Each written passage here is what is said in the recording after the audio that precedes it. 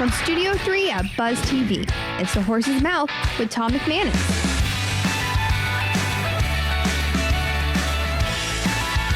All right, Biz Champions time here on The Horse's Mouth. At my bar, of course, at Tommy Max. Brought to you by our good friends at Branded Brewski. Scott Mills is here from Branded Brewski. He's the founder. He's the owner, and we got a great guest lined up for you this time around. We're talking a little branding, a little identity, even a little pivoting. We're going to talk about with our good friend, a return visitor. It's Geauxst Bordeaux from Bordeaux Thank you, sir. Collective. How are you, Geauxst? I'm excellent. Same. Scott, welcome. Good to see you As guys. always. Welcome back. Tell us about what you're doing, my friend. You've been in branding your whole career. Yeah, right? my entire career, 24 years. Wow. You know, actually started out selling report cards in high school. That's how I got into art and everything. And then I got into graffiti, and then I ended up at art school. But for me, it's that, who are we really? And it's our identity, it's our brand, you know, our reputation. So for years, I've consulted businesses on that brand ROI, the reinvention for the brand. But what about the leaders? There's this personal balance that we're missing sometimes. There's this chaos going on. So how do we find that personal balance that we can build our own brand reputation, our own equity, while we build the equity of the business? Right. Yeah, so you have to go through a reinvention. You have to kill an old version of yourself. That's how I got the name Geauxst. Yep. I had to kill a version of me that I was before that was getting in the way, self-sabotage, imposter syndrome. Yeah. And how do I step into that authentic version that God made me to be? Yeah, you said, I'm like, you've been on here before, but your name wasn't Geauxst. I didn't know. I changed it. Basically what you're saying right there. You reinvented. Absolutely. I've reinvented a few times, you know, football, real estate, media, you know, those types of things. It's a challenging thing to have to do that. So how do you get to the core of the, you know, of your customer, right? To make them or help them see the light that change does need to happen at whatever level. How do you get to that point? We got to ask some serious questions. And this is why my biggest focus is working with men and their mental health. You know, masculinity, men, we've been attacked for years, a generation, through strategic branding of when we are trying to find our own identity, find out who we are. I have to get to the core of who you are beyond self-sabotage, imposter syndrome. Who are you really? Not the way the world wants you to think, you know. It has nothing to do with what I have on. It has nothing to do with my watch. It's, how do you want to be remembered? What kind of man are you? That's right. I'm a man of honor, integrity, conviction. That's what it is. Yep. And so we have to find out, how do you live by those same principles? Yeah. No, listen, how about with you in branding, Scott? Yeah, I mean, that's part of the That's growth. very interesting to listen to him.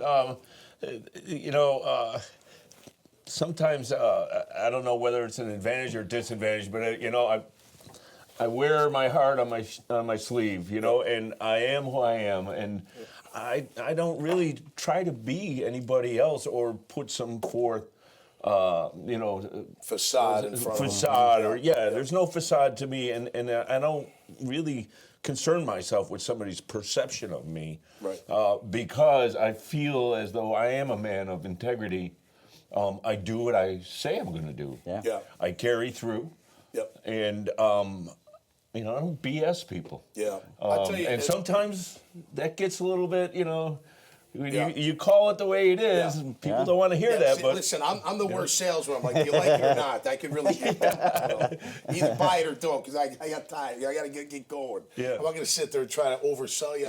That's not in my blood. You know, it's just, to me, it's black or white. I tell you, as far as coaches, I love the consistent coaches. I love the genuine. You can be so hard on me. You can be easy on me. You can be whatever you want. Just be consistent. So when I walk through that door, I know exactly what I'm going to get from you and from the staff and from the whole organization. I think that's very important. I think that whether we're talking sports, business, any kind of branding, that's got to be consistent. The consistency's got to be consistent. No, 100%. I think consistency is, you know, you've had guests on here that talked about that consistent messaging marketing. I completely agree on social media. You have to show up. And when you're not showing up with the same messaging, the same values, then your marketing campaign falls apart because you're not resonating with people the same way. It's like, I love people wear their hearts on their sleeve. I know that you are probably a passionate man that believes in what you do, but then you got those ones that. Yeah, and I love that because you got those ones that are unpredictable. That unpredictability is like, I was at the game. I was at the game Sunday, and it just, everything broke. Yeah. Everything just broke down. But I remember a generation I came up when we were there in the 90s, Brunel, you, and I remember that. We had this consistent, there was this heart behind the city, behind the Jags, that's missing, you know? But even when you don't have that, have SOPs, consistency in your coaching, in your development, in your deliveries. Where is it? No, it's nowhere. It's nowhere to be. They're tired, is what they are.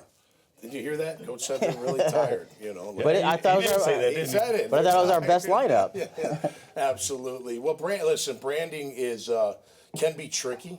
You know, whether you're branding yourself or a business or what have you. But having somebody like you that can help guide and make that transition or whatever that transition may be. Let me ask you, if I may, what did you have to kill about Justin, your your former name? What did you feel like, I got to move on from Justin and become Geauxst?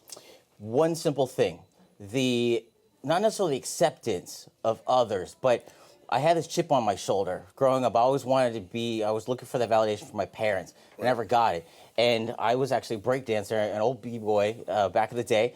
And a buddy called me and said, hey, I want to start a hip-hop breakdance fitness company. I said, I'm in, let's go. Yeah. And so we show up and we do this, and I was like, I'm reliving this nostalgic old life. Yeah. That's not the same things I need to do to become the version I need to be. Okay. So I was serving my own ego, trying to find my own self-worth, if it was, versus serving. Being of value of something else that was bigger than myself. So I had to get rid of the self-sabotage, the imposter syndrome. And you're like, you know what? I'm already abundant and complete as God made me. I don't need it from someone else. Right. And I have a saying from that is fire your friends. People are either an asset or a liability in your life. No doubt. So I got much more. Trim the fat. Exactly. Trim the so fat. you have to trim the fat. Yep. And so I had to get rid of these parts of me that I was battling. And Carl Jung in psychology calls it the shadow. We have to get rid of that part of ourselves that's nice and comfortable. Like, hey, you know what? You're going to get a new contract. You're going to get new friends, new this. You know, I want to stay where it's comfortable. Right. So that part of you inside is killing all those opportunities. Yeah.